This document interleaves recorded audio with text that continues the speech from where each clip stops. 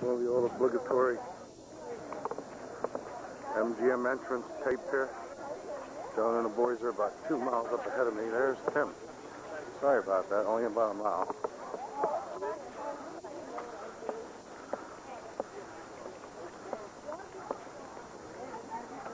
And of course over there, here's one fish and bird. Are we? Oh, yes. You won't see it not as crowded for quite a while here.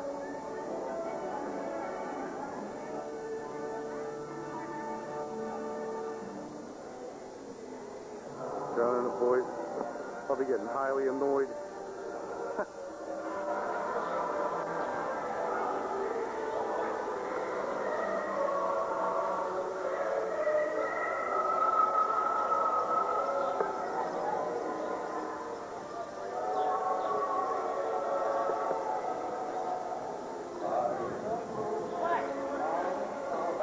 That's the one we would have been on.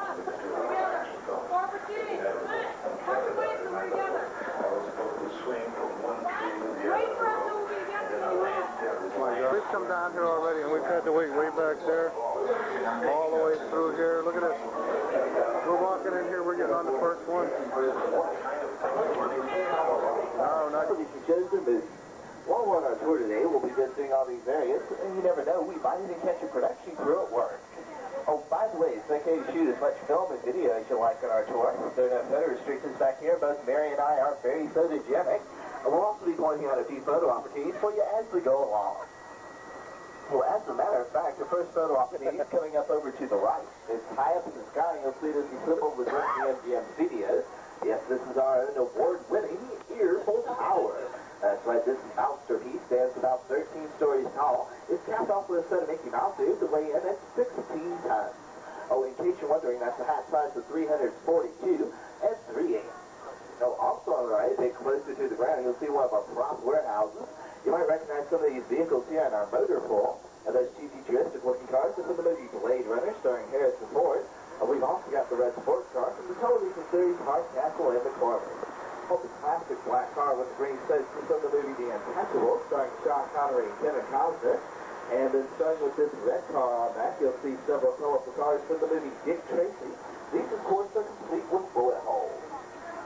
Well, back on the left, you're going to see our production bungalows, and this is where we house the production crews that are working here at the studios. In bungalow number 1, we have Blue Wave Productions. They're the company that works on the Mickey Mouse Club. Bungalow number 2 has Star Search 93, starring Ed McMahon. And bungalow number 3 has Ivan Tours Entertainment. They're working on Flippers, the movie. Oh, but right now, I see we're entering this. We have our uncaptured characters here. These sculpted figures are known as topiaries, and they can take over 10 years to fully develop. All right, now, but I see we're entering one of our more glamorous departments. This is the world of creative costuming. In here, more than 180 artists design and manufacture all the costumes for our motion picture, television, and live entertainment needs. As we ride through this area, you'll be seeing some of the original costumes. Then I thought these things that they would take over. They've been known to use over 175,000 yards of fabric to produce more than 12,000 garments a year. And we are proud to say that we have the world's largest working wardrobe here at Walt Disney World, with more than 2.5 million garments, and that number, of course, is growing every day.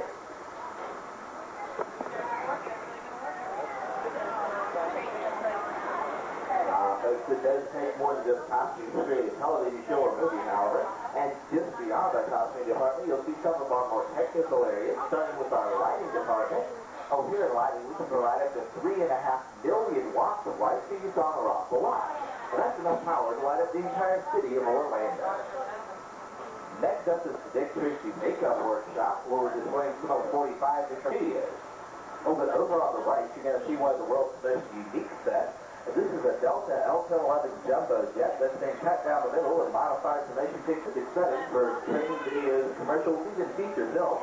As a matter of fact, it was most recently used in an upcoming Warner Bros. Here. You'll see our scenic shop, and carpenters began construction of sets in here, which are later finished out on the sound stages.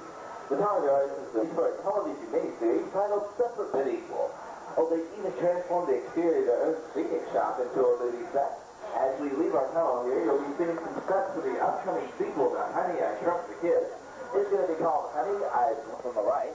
If you look through the front window, you'll see all the way to the backyard. Now, these houses are just for size. They're empty shells, used only for exterior shots. Oh, but it doesn't matter if there's a draft. In fact, we can even control the weather. For example, the first Pennsylvania Duck-style home was used in a winter holiday scene in which we trimmed it with bright lights, put in a few pine trees, and laid down about 50 tons of man-made snow. The result was like Christmas, only it was the middle of July. Well, speaking of Christmas, the next house on the right is a Midwestern-style home, and it was used in the Touchstone comedy Ernest Saves Christmas, starring Jim Barton. Oh, right across the street from Barton's house is a white Art Deco-style home, and we've also got a 1963 Cadillac Coupe de Ville. That Cadillac's from the movie Tin Men, starring Richard Dreyfuss and Danny DeVito. You see, we have 8 different architectural designs here on Residential Street. We often call this street Anywhere USA. All our houses have been used in various productions over the years, but by far our most famous house is the beige Hawaiian-style home on the left. It's the television home of B. Arthur, Betty White, Rue McClanahan, and Estella Getty. That's right, this was the home of the Emmy Award-winning Golden Girl. Oh, now coming up over here on the right, you're going to see our newest design on Residential Street. Now, this is the home of the television series Empty Nest, which stars Richard Mulligan, Christy McNichol, David Leisure, and my personal favorite, Mayor, who plays Dreyfuss the dog. The exteriors for the Empty Nest show are shot right here in Orlando. Then they're edited together with the interior footage shot on a soundstage out in Burbank, California. Oh, I did mention that my favorite character from Empty Nest is Dreyfuss the dog. We do have our own dog here on Residential Street. At the end of the street, it was designed on a plain clapboard side, simple windows, and wood shingles. All architectural details are appropriate for a small town setting. However, if our story doesn't take place in a small town, that's no problem. Right up ahead of us is the urban counterpart to Residential Street. Yes, it's our own little slice of the Big Apple, New York Street. And wouldn't you know it, just like when there's cars, boats, planes, trains, jeeps, and even the occasional spaceship until it's needed for a new production. Oh, right there on the corner, you'll see Dumbo's Circus Wagon. You folks who subscribe to the Disney Channel will recognize that. Well, we've also got this large black speedboat from the 100 Lives of Blackjack Savage. Actually, it was modeled after the SR-71 Blackbird spy plane. It's been clocked at speeds of over 70 miles an hour. The blue helicopter is from Police Thunder, which stars Roy Scheider. Oh, and the tail section of the airplane is from a 1942 classic that starred Humphrey Bogart and Ingrid Bergman. And that movie was Casablanca. You can see the front half of that airplane in our own great Videorite. Oh, by the way, Casablanca is being re-released to the theaters this year for its 50th anniversary. Now, you who bring Roger Rabbit fans are going to recognize the next set of props coming up. First, you're going to see 3 blue cars. These all represent the same cars there at stages of destruction. And it's not hard to guess which one Roger got a hold of. It's the homemade convertible there. This goes to show you should never let a tune drive your car. The red door electric trolley is from the same belt, but if you look closely, you see it's not a real trolley at all. It's actually a modified bus. Behind the fiberglass trolley wheels are in fact rubber bus tires. This saved us quite a bit of expense because we didn't have to lay tracks for everyone to move this particular prop. Oh, I see we're also passing a pair of silver snake pods up here from the 1986 film Flight of the Navigator. And just beyond those is a set of gears from Dick Tracy. This from the pivotal drawbridge scene. As well as the Mother Goose set, that's from Mother Goose's Rockin' Rhyme. That's an Emmy Award-winning program that aired on the Disney Channel, and that stars Shelley Duvall. Oh, but now to look across the canal to the right, get a real backstage view of the Homestone Residential Street. As you can see, there's not a lot of privacy in this community, and notice how the architectural details, such as the shingles on the roof, just got the on-camera raised. That's because we only build what the camera needs to see. Well, but suppose the camera needs to see something that wasn't there, like say the environment you couldn't find here in Central Florida. For example, where in Central Florida you're going to find an active oil field in the middle of a dry, barren, rocky desert canyon. Or where you're not going to find an area like that, not unless someone built it like they did here in our back lot. So the set we're approaching has been done in Patrick Canyon. As a matter of fact, we're going to be stopping inside for a few moments to take a look around. But while we're in this area, I do need to remind everyone once again to remain completely seated at all times. We're going to be passing over a rather bumpy wood bridge. We don't want anyone to become an instant stunt person. And again, it's a good idea to keep a good tight hold on those valuables. Now then, this canyon was modeled after an actual canyon in California. It took about 6 months to build. And that may seem like a long time to spend on one set. Well, actually it is. But with all the special effects in here, I think it was well worth the effort. Now that's...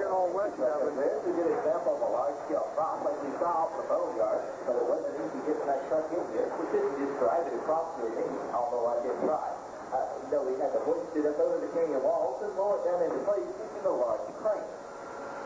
But now, folks, you remember how I said we could even control the weather back here?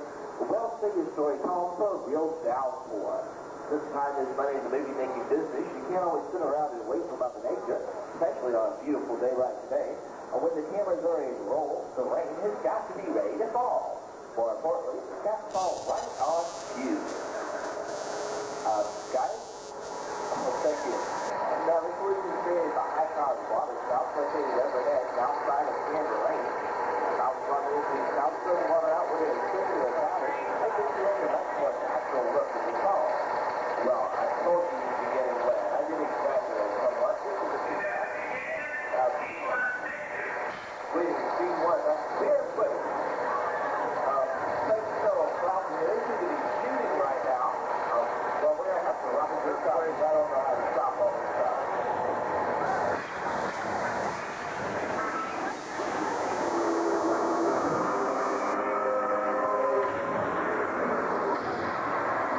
Feel the heat.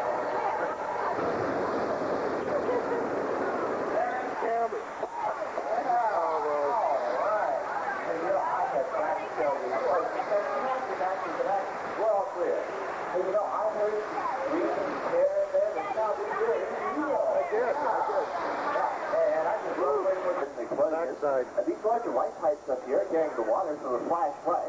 That's why it was created to be able to gauge 50 large tanks to the top of the canyon, sending over 70,000 gallons of water crashing towards our shuttle. Now, as if this wasn't enough to add a little action to the scene, we blew some of that water down the canyon with the help of this green air cannon. Now, those air cannons are so powerful, if we put a basketball on one, we could shoot a basketball up over the top of the Empire State Building. But not from here. So we'd have to be in New York to do that. The earthquake was created by hydraulic shaker tables located at a Disney shuttle car. And they're confident that if we put a small car on one and turned it all the way up, we could throw that car over the railing and into the bottom of the cave. Me, your tour guide, yeah. Well, I can't see you're mostly saving your film. That's a good idea. Hey, if you come around the corner, though, look over to the right, you'll see some of the steel structures that hold us spots on New York Street up. Now, these are designed with Florida weather in mind. They can withstand a hurricane wind of over 90 miles an hour. And that is appropriate because as you look at the brick and stonework on New York Street, you're actually looking at fiberglass, plywood, and mostly styrofoam. It's all covered with a thin layer of cement and hand-painted in age to look like it's been around for decades. Oh, but now you will want to get those cameras ready. As we go by this square, use the arch to frame your picture. You can get a great picture of the Empire State Chrysler Building, along with the rest of our New York skyline. This skyline looks like it goes back to several blocks. In fact, it only goes back to a block and a half. It's an old movie-making trick called forced perspective, and those are just painted slats about 2.5 inches in thickness. For example, we all know the real Empire State Building's over 100 stories tall. Well, ours is just over 4. Oh, I see we're also going to be passing the Doom-destroying Jetmobile there from Who Framed Roger Rabbit. That, of course, was created by Judge Doom to destroy all the tombs in Toontown. Unfortunately, though, it also means that we're just about out of time. Yep, we're coming to the end of the backstage studio tour. However, if you'd like to learn more about the movie-making process, you can go on inside the Magic at the Special Effects Production Tour. Oh, that is about an hour-long walking tour, though, so you might want to take in a backstage plaza. We can take 2 laps up the Looney Bin. And if I see the Studio Catering Company, we can walk out to New York Street for the first appearance of the Teenage Mutant Ninja Turtle. Or standing right up next to it.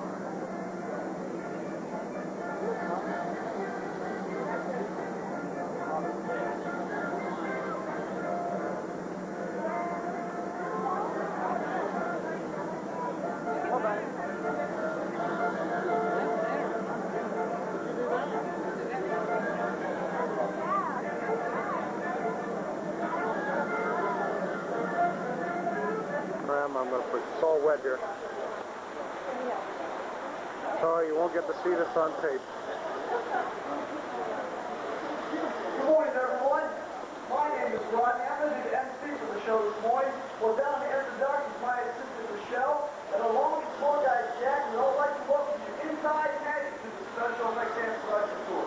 Now, we're going to start your tour right out here at our Special Effects Water Tank. Well, to get an idea of this unique type of set is used, very drawbridge are 2 types of miniature seas in Dick Tracy. A film is taking the artificial effects to a whole new level. In this particular scene, we used 4 different elements: miniatures, live action, animation, and what do we call that ancient? We can now make 3 additional effects. I'm going to show you how we use these to create Tracy Down. First, we film live action in front of a painted flat on a studio backlight. The Dick Tracy chasing the kid down 100 feet of fake railroad track. Then 6,000 hours of labor when it's building this 1-ton model train. And its detailed miniature set the joke of bright lighting. The time to get the miniatures and the live action has to match exactly. So our train is powered by a computer-driven cable system. It's allowed to run at different speeds. Square in front of the camera is a mirror. The miniature non-moving train reflects the camera lens on film as well as zeros and head-on position. Finally, a matte painting is created at the 100 monitors from a key illustration. Easy to tell the live action and the miniatures and project it onto the sheet of glass. Then the animator paints in the VC background. As the animated twinkling stars flash in the outside until its smoke our scene is complete. All this work for a scene that lasts 11 seconds in our movie. No wonder you were so confused. You know what a special effects for a little bit, a little imagination, almost anything can happen. And here in the workshop, it usually does. Right, Nancy? Nancy, then I shrink the kids. Did you hear that? She said you can go in now. Are you going the way you need to? Very good. Now go in front of me. You're going to turn to your left. Try to go to the workshop with you. Ask if everyone can move up, please. All the way up. Fill in all the spaces. You'll be able to see everything from everywhere. Hi, welcome to the special effects shooting stage. We make the impossible into reality. My name is Mike, and I'll be the director.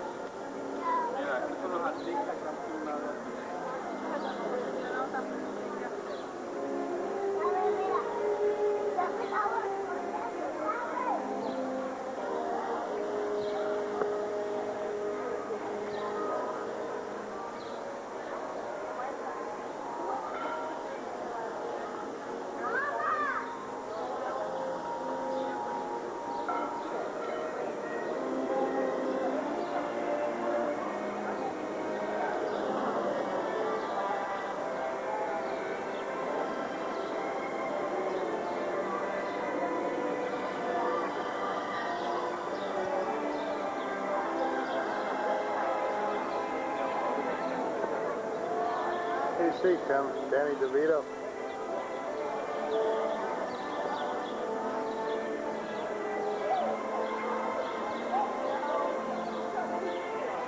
Checking their feet.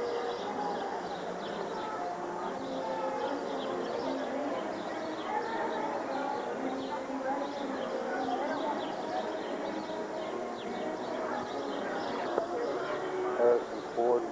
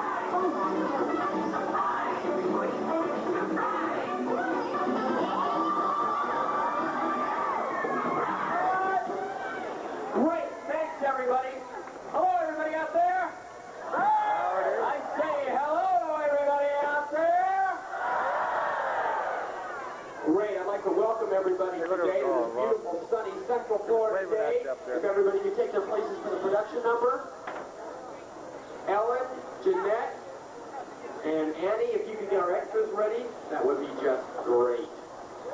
At this point in time, I'd like you all to help me in giving a big, warm welcome to the Sinclair family from the hit TV show Dinosaur.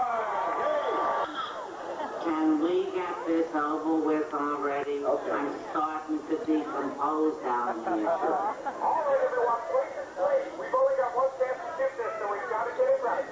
Quiet on the set. Ladies and gentlemen, filming right now in front of the Chinese Theater is our surprise family for the day, the Sinclair family from...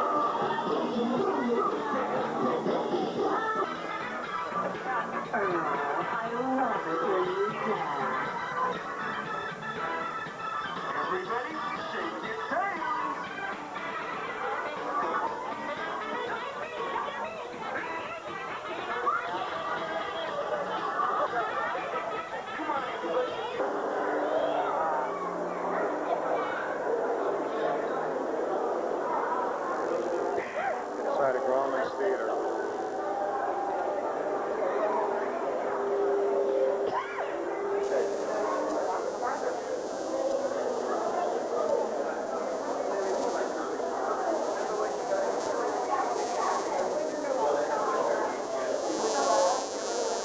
Some aliens. What if the spacesuit?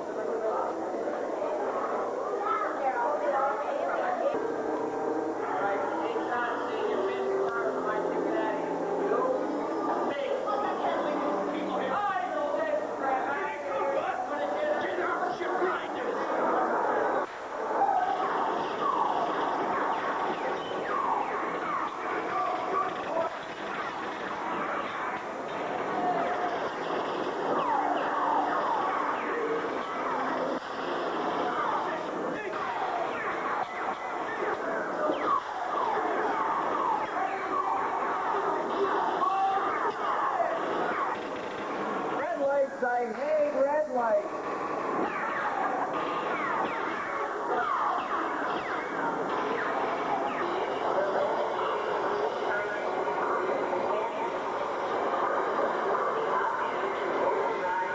Hey, lady. Lady, I think it's like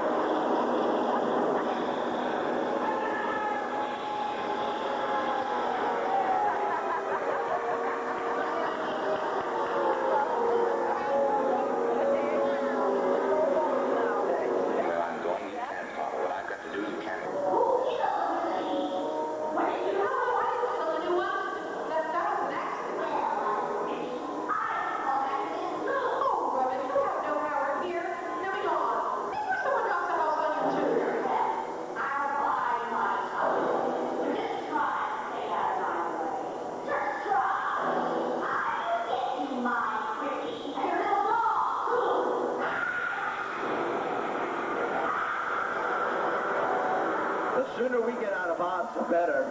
Excuse me, sir, which way do we go? Oh, the yellow brick road. Now, why didn't I think? Just like I knew it would be. He really must be a wonderful wizard in this city. And Whoa. Well, we were here when this place wasn't open yet. And we just found a fellow Penguin fan here. Yeah, no, I think we're fine.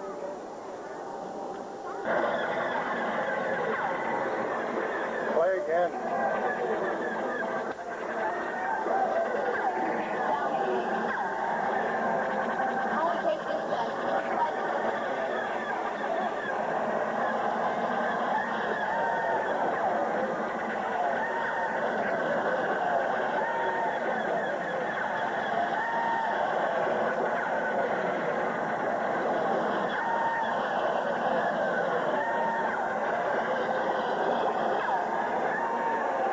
Very good, Tim.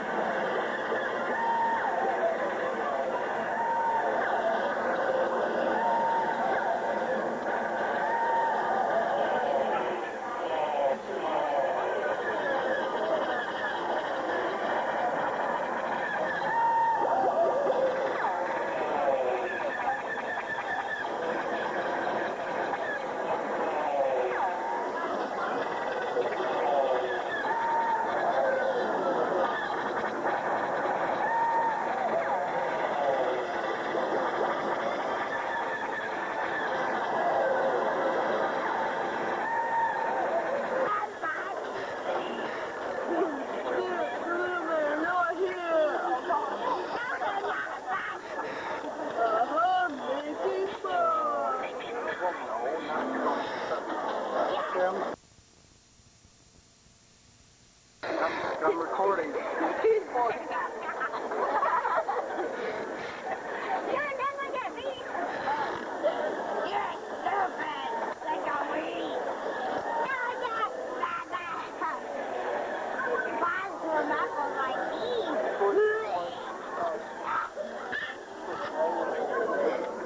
That's going to play back.